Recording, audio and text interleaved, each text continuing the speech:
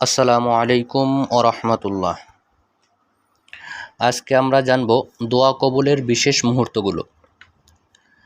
দোয়া কবুল হওয়ার কিছু বিশেষ সময় আছে যেগুলো হাদিস দ্বারা প্রমাণিত। এই সময়গুলোতে মুমিন মুসলিম যদি মনোযোগ ও খুশু খুজুর সহকারে দোয়া করে, আল্লাহ তাআলা তা কবুল করে নেন।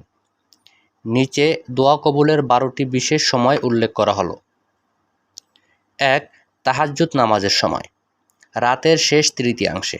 হাদিস, রাসূল সাল্লাল্লাহু আলাইহি ওয়াসাল্লাম বলেন, প্রতি রাতের শেষ তৃতীয়াংশে আমাদের প্রভু পৃথিবীর আসমানে নেমে আসেন এবং বলেন, কে আছে যে আমাকে ডাকবে, আমি তার ডাকে সাড়া দেব। বুখারী ও মুসলিম। 2. আজানের সময়। হাদিস, আজানের সময় ও আজানের পরের দোয়া ফিরিয়ে দেওয়া হয় না। আবু দাউদ। 3. আজানের পরে ও ইকামতের মাঝে। হাদিস, আজান ও ইকামতের মধ্যবর্তী সময়ে দোয়া কবুল হয়। তিরমিজি। 4. জুমার দিনে বিশেষ একটি মুহূর্ত।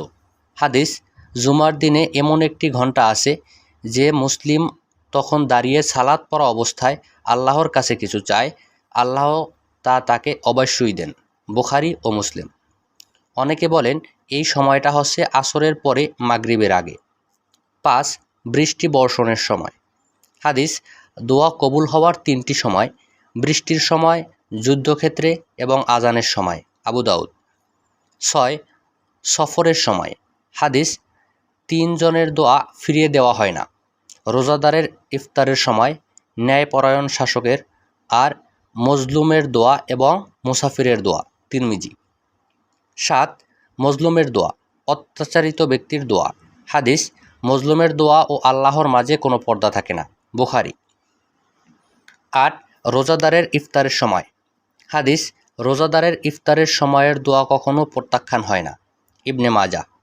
9. আরাফার দিন। হাদিস, আরাফার দিনের দোয়া হলো সবচেয়ে উত্তম দোয়া। তিরমিজি। 10.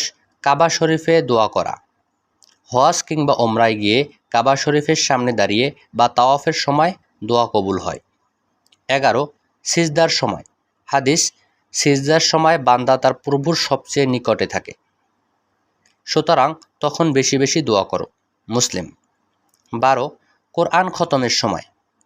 অনেক আলেম বলেন কোরআন খতমের পর দোয়া কবুল হয়। এই বিশেষ সময়গুলোতে আপনি বেশি করে আল্লাহর কাছে দোয়া করুন, নিজের জন্য, পরিবারের জন্য, উম্মাহর জন্য। ভিডিওটি ভালো লাগলে লাইক, কমেন্ট ও শেয়ার করতে ভুলবেন না। জাযাকাল্লাহ খয়রান।